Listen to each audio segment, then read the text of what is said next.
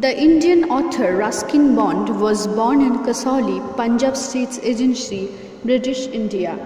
Most of his works are influenced by life in the hill station at the foothills of the Himalayas, where he spent his childhood.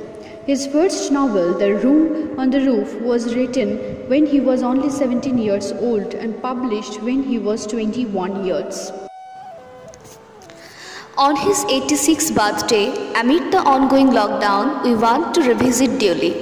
This video is a tribute to Ruskin Bond. We are now going to read a very popular story of the storyteller. The title is The Night Train at Deoli, narrated by Shirsha Bandopadhyay. Srestha Bandopadhyay plays the role of station master and the basket girl.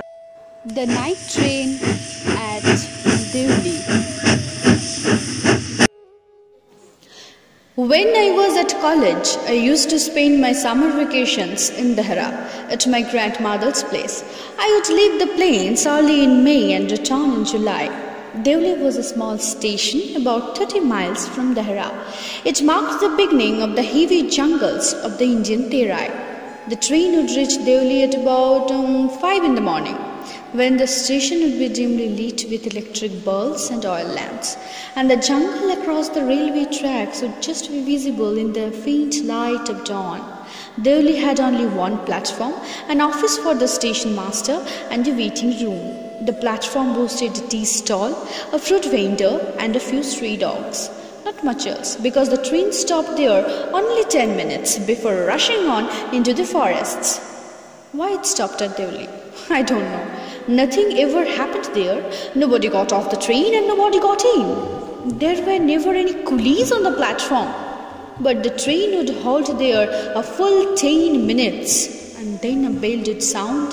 The guard would blow his whistle, and presently Deoli would be left behind and forgotten.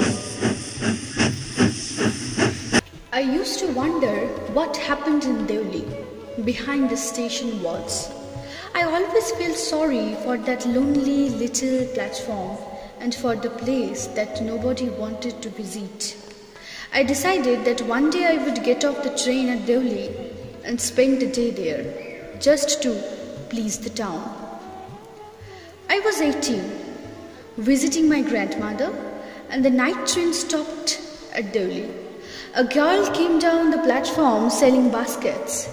It was a cold morning, and the girl had a shawl thrown across her shoulders.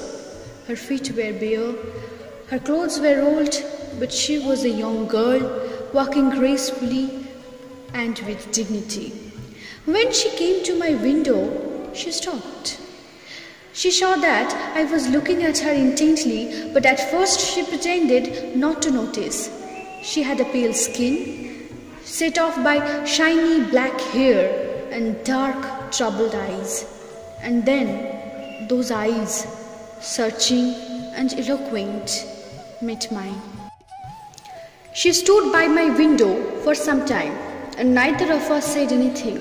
But when she moved on, I found myself leaving my seat and going to the carriage door, and stood waiting on the platform, looking the other way. I walked across to the tea stall. A kettle was boiling over a small fire, but the owner of the stall was busy serving tea somewhere on the train. The girl followed me behind the stall. Do you want to buy a basket? She asked. They are very strong, made of finest cane. No, I said. I don't want a basket. We stood looking at each other for what seemed a very long time, and she said, Are you sure you don't want a basket? All right, give me one, I said, and I took the one on top and gave her a rupee, hardly daring to touch her fingers. As she was about to speak, the guard blew his whistle. He said something, but it was lost in the clanging of the bell and the hissing of the engine. I had to run back to my compartment. The carriage shuddered and jolted forward. I watched her as the platform slipped away. She was alone on the platform, and she didn't move. But she was looking at me and smiling. I watched her until the signal box came in the way, and then the jungle hit the station, but I could still see her standing there alone. I sat up awake for the rest of the journey. I couldn't read my mind of the picture of the girl's face and her dark, smoldering eyes. But when I reached Dehra, the incident became blurred and distant, for there were other things to occupy my mind. It was only when I was making the return journey 2 months later that I remembered the girl. I was looking out for the girl as the train drew into the station, and I felt an unexpected thrill when I saw her walking off the platform. I sprang off to the footboard and waved to her. When she saw me, she smiled. She was pleased that I remembered her. I was pleased that she remembered me. We were both pleased, and it was almost like a meeting of old friends. She didn't go down the length of the train selling baskets, but came straight to the tea stall. Her dark eyes were suddenly filled with light. We said nothing for some time, but we couldn't have been more eloquent. I felt the impulse to put her on the train there and then, and take her away with me. I could not bear the thought of having to watch her recede into the distance of Deoli station. I took the baskets from her hand and put them down on the ground. She put out her hand for one of them, but I caught her hand and held it. "I have to go to Delhi," I said. She nodded. "I do not have to go anywhere." The girl blew his whistle for the train to leave, and how I hated the guard for doing that. "I will come again," I said. "Will you be here?" She nodded again, and she nodded.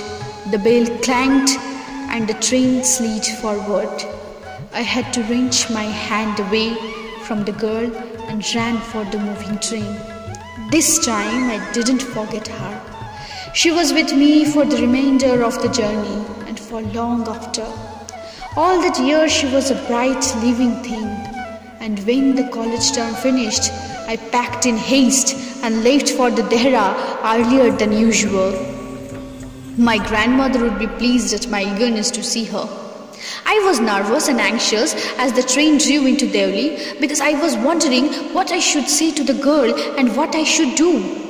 I was determined that I wouldn't stand helplessly before her, hardly able to speak or do anything about my feelings. The train came to Deoli, and I looked up and down the platform, but I couldn't see the girl anywhere. I opened the door and stepped off the footboard. I was deeply disappointed and overcome by a sense of foreboding. I felt I had to do something, and so I ran up to the station master and said, "Do you know the girl who used to sell baskets here?" "No, I don't," said the station master. "And you'd better get on the train if you don't want to be left behind." But I paced up and down the platform and started over the railings at the station yard. All I saw was a mango tree and a dusty road leading into the jungle. Where did the road go? The train was moving out of the station, and I had to run up the platform and jump for the door of my compartment. Then, as the train gathered speed and rushed through the forest, I sat brooding in front of the window.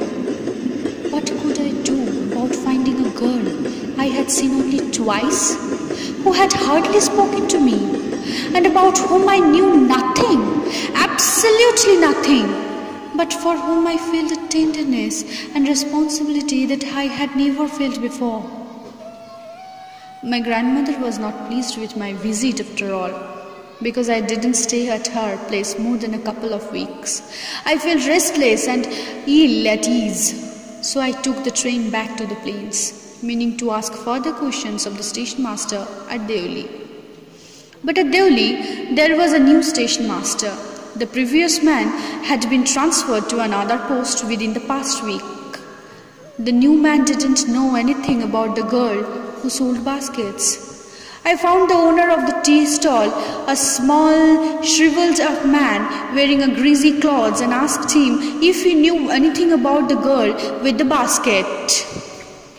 Yes, there was such a girl here. I remember quite well, he said. But she has stopped coming now. Why? I asked.